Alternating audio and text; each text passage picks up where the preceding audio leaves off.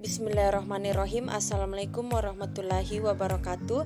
Dan salam sejahtera untuk kita semua. Saya Mutiara Perati Putri dengan NIM 200906501015 akan melampirkan hasil ujian tengah semester dengan mata kuliah Ekonomi Pembangunan 1. Teman-teman bisa lihat pada soal nomor 1 menyatakan bahwa analisis ekonomi pembangunan yakni permasalahan negara sedang berkembang.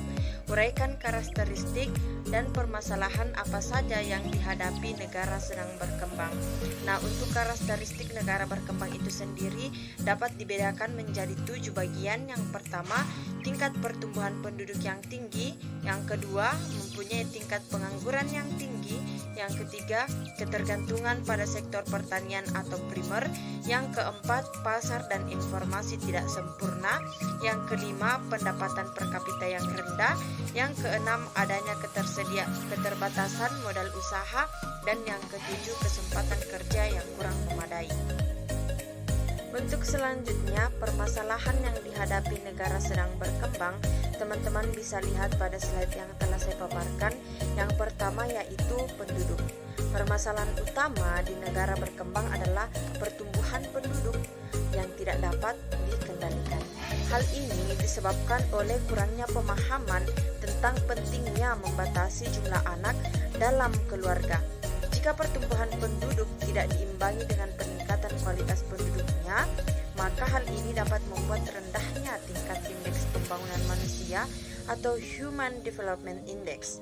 Oleh karena itu, maka diperlukan pengembangan sistem pendidikan yang lebih intens untuk memperkecil resiko ledakan penduduk ini. Yang kedua, poin kedua yaitu ekonomi.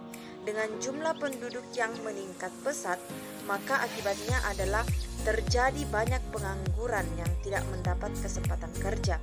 Hal ini menyebabkan angka kemiskinan juga meningkat sehingga pertumbuhan ekonomi di negara berkembang juga terhambat. Yang ketiga yaitu pendidikan. Di negara berkembang, karena jumlah penduduk yang terlalu banyak, maka pendidikan masih kurang merata. Banyak penduduk yang belum mendapatkan pendidikan yang layak. Hal ini menyebabkan banyaknya pengangguran dan rendahnya kualitas sumber daya manusia tersebut. Yang keempat yaitu kesehatan. Kesehatan juga merupakan salah satu permasalahan di negara berkembang yang harus ditangani. Karena di negara berkembang, pastilah kesehatannya masih kurang merata dan kualitasnya masih rendah. Selain itu, kesadaran masyarakat di negara berkembang akan pentingnya menjaga kesehatan dan kebersihan masih kurang. Yang kelima yaitu infrastruktur. Negara berkembang pada umumnya memiliki luas wilayah yang cukup luas dibandingkan negara maju. Dengan luas wilayah tersebut, sarana infrastruktur haruslah berkembang dengan baik. Namun, karena kurangnya anggaran yang ada, pastilah banyak infrastruktur yang belum dibangun atau tidak dirawat dengan baik. Permasalahan selanjutnya yang timbul di negara berkembang yaitu penegakan hukum. Nah, penduduk di negara berkembang umumnya kurang menyadari akan pentingnya memahami hukum yang berlaku di suatu negara.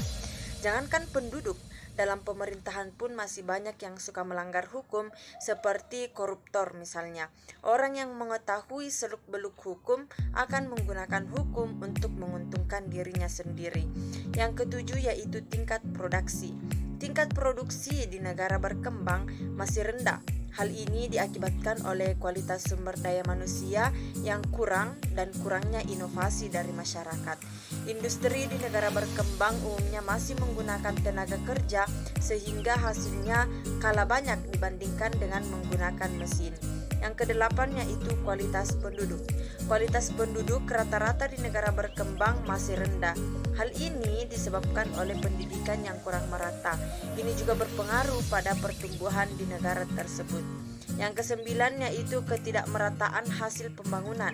Infrastruktur yang kurang menyebabkan ketidakmerataan pada hasil pembangunan, sehingga hanya daerah ibu kota saja yang mendapatkan hasil pembangunan yang layak. Hal ini juga disebabkan oleh ketidakmerataan pendapatan masyarakat. Dan yang terakhir yaitu ketergantungan pada luar negeri. Negara berkembang umumnya masih belum mampu memenuhi kebutuhan kebutuhannya sendiri dan masih mengimpor barang-barang dari luar negeri. Selain itu, kecintaan terhadap produk dalam negeri masih kurang sehingga masyarakat hanya ingin menggunakan barang impor.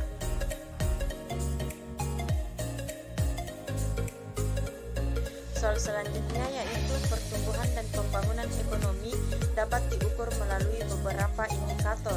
Jelaskan indikator apa yang dimaksud dari indikator tersebut, yang mana digunakan untuk mengelompokkan pertumbuhan ekonomi dan pembangunan ekonomi daerah di Indonesia. Ada 4 indikator yang dipakai, yaitu yang pertama, indikator pendapatan. Untuk indikator yang digunakan untuk mengelompokkan pertumbuhan dan pembangunan ekonomi daerah di Indonesia, teman-teman bisa lihat, yaitu yang pertama pendapatan per kapita, yang kedua tingkat penduduk miskin, yang ketiga tingkat pengangguran, yang keempat angka kematian bayi dan ibu melahirkan, dan yang kelima angka melek huruf. Untuk soal selanjutnya yaitu di dalam teori pertumbuhan dan pembangunan ekonomi dikenal model dua sektor neoklasik, the neoklassikal. Jelaskan makna dari teori tersebut dan implementasi di negara sedang berkembang. Model dua sektor neoklasik mengasumsikan bahwa ekonomi berkembang memiliki surplus tenaga kerja tidak produktif di sektor pertanian. Para pekerja ini tertarik pada sektor manufaktur yang sedang berkembang di mana upah yang lebih tinggi ditawarkan. Ini juga mengasumsikan bahwa upah di sektor manufaktur kurang lebih tetap. Pengusaha di sektor manufaktur mendapat untung karena mereka menetapkan harga di atas tingkat upah tetap. Model mengasumsikan bahwa keuntungan ini akan diinvestasikan kembali dalam bisnis dalam bentuk modal tetap. Sektor manufaktur maju berarti ekonomi telah berpindah dari tradisional ke industri.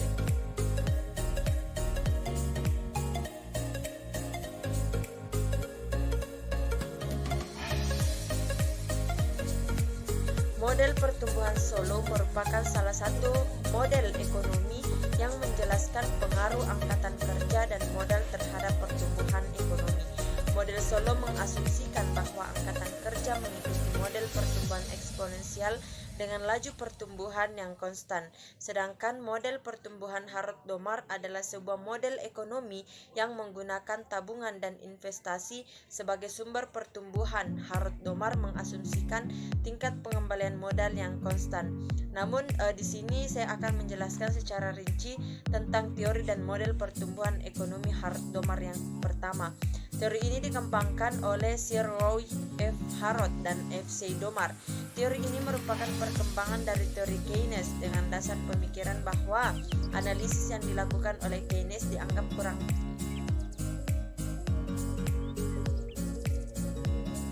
Pertanyaan selanjutnya yaitu dari beberapa teori pertumbuhan dan pembangunan ekonomi yang mana paling populer dikembangkan di Indonesia, yaitu teori pertumbuhan ekonomi neoklasik. Pertama kita akan membahas tentang Robert Solow dan Trevor Swan. Pertumbuhan ekonomi antara lain dipengaruhi oleh pertumbuhan penduduk atau sumber daya manusia, akumulasi modal dan teknologi modern. Solow berpendapat bahwa pertumbuhan penduduk yang pesat dapat menjadi sumber daya dalam pembangunan dan jika dimanfaatkan dengan baik akan mampu membentuk akumulasi modal, dan jika dikombinasikan dengan teknologi modern maka akan menghasilkan output sehingga akan meningkatkan pertumbuhan ekonomi. Menurut teori ini, pertumbuhan ekonomi tergantung pada pertambahan penyediaan faktor-faktor produksi seperti penduduk, tenaga kerja, akumulasi modal, dan tingkat kemajuan teknologi. Selanjutnya, teori pertumbuhan ekonomi neoklasik menurut Keynesian yaitu Harrod-Domar. Teori Harrod-Domar itu merupakan perluasan dari analisis Keynes mengenai kegiatan ekonomi secara nasional dan masalah tenaga kerja. Teori ini berusaha menunjukkan syarat yang dibutuhkan agar perekonomian dapat tumbuh dan berkembang secara mantap. Harrod-Domar dalam menjelaskan pertumbuhan ekonomi menggunakan asumsi-asumsi sebagai berikut. Yang pertama, pada tahap awal, perekonomian telah mencapai full employment. Tingkat kesempatan kerja dan alat-alat modal yang ada di masyarakat sudah dimanfaatkan sebelumnya. Yang kedua, kegiatan ekonomi terdiri dari sektor rumah tangga konsumsi dan sektor rumah tangga produksi dan belum mengikut sertakan sektor pemerintah dan sektor perdagangan. Yang ketiga yaitu tabungan masyarakat bersifat proporsional dengan pendapatan nasional. Ini berarti tabungan dimulai dari titik nol.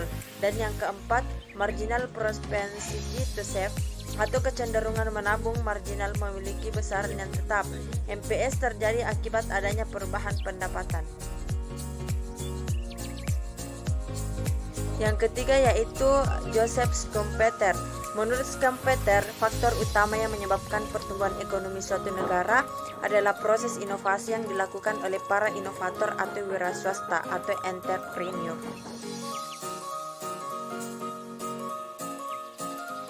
Soal selanjutnya yaitu pemikiran ekonomi pembangunan setelah Perang Dunia II dan pemikiran ekonomi pembangunan tahun 1970-an sampai 1980-an memiliki perbedaan. Jelaskan perbedaan kedua hal tersebut. Yang pertama kita akan membahas tentang pemikiran ekonomi pembangunan setelah Perang Dunia II. Ada beberapa pengaruh kunci pada pemikiran pembangunan setelah berakhirnya Perang Dunia II. Bagi para ekonom, gagasan utama tentang pertumbuhan sudah ada sejak 1 abad atau lebih. Adam Smith telah menekankan pasar dan kemajuan teknologi sebagai kuncinya. Tetapi tulisan David Ricardo 3 dekade kemudian menekankan pentingnya tabungan dan investasi serta akumulasi modal. Sebagian besar negara berkembang tidak memulai dengan pandangan Adam Smith bahwa pasar yang berfungsi dengan baik adalah kunci keberhasilan pembangunan.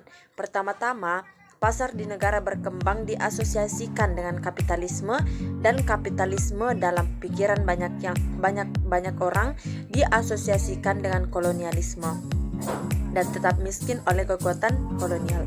Banyak pemimpin di negara berkembang mencari jalan alternatif dan mereka mendapat banyak dukungan dari orang-orang dan acara di tempat lain.